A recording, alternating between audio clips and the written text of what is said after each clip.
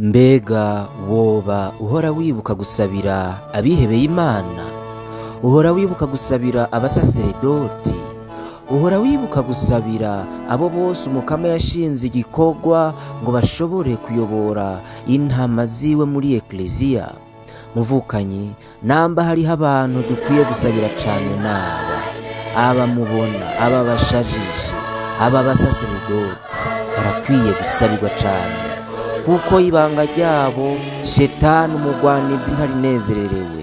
Ndabatumiriye mwese rero abakristu, musabira abasaseredoti, musabira abihebeye Imana, muhereye ku mwungere w'Ekleziya Gatolika, Papa, abepiskopi, abasaseredoti, abadiyakoni, eka nabo bose bariko baritegurira ibanga ry'ukwihebera Imana, bari mu maseminare atandukanye, tutibagiye no gusabira ababikira bari mu miryango itandukanye. Abo bose ndabivuga kubera ko bafise ico badufasha mu gutambuka dushingura mu kwemera twarazwe na Kristu.